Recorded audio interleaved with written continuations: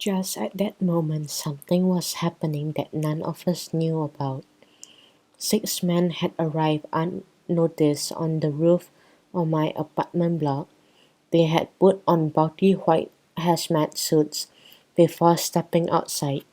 Their white helmets, white protective clothing, and white boots made them look like deep-sea divers who had been soaked in bleach. The fact is, hazmat is short for hazardous material, which was what the men were looking for. The leader of the group called his men together. According to our reader, the rock landed on this roof. You can see that trail of meteorite dust, he pointed to a powdery substance above to one side.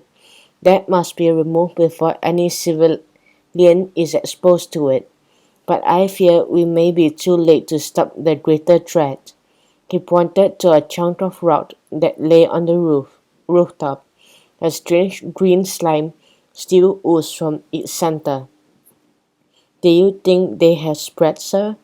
asked one of the men. "I fear so," the leader replied.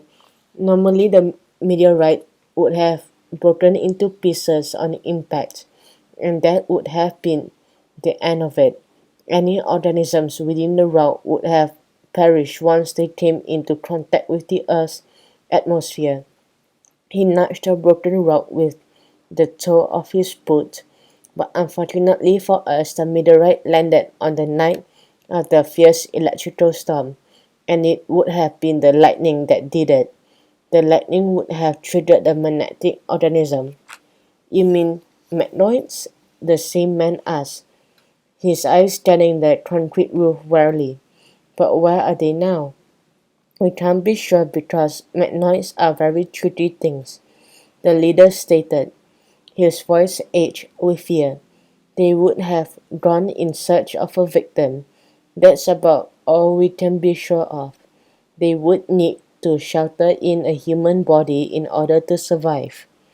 "We have no reports of attacks, sir," another man reminded him. "I am not surprised," the leader said wearily. "That's because the civilian population has never heard of magnoids, nor what they are capable of doing."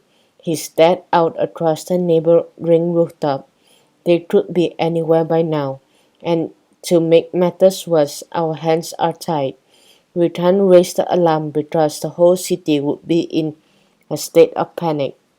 "Sir," asked a third man in a hollow voice, "assuming you are right, what would happen to a human being who came into contact with a magnoid?" The leader's eyes clouded with concern. "As you know, the magnoid is even finer than a human hair, and about 1/10 the size of a dust mite. It can burrow into human flesh quite easily without the victim even knowing that anything is wrong until it begins to radiate its magnetic properties." "But surely, sir, there must be a way we can treat that condition," another team member demanded. "If there is, nobody knows what it is," the leader told him.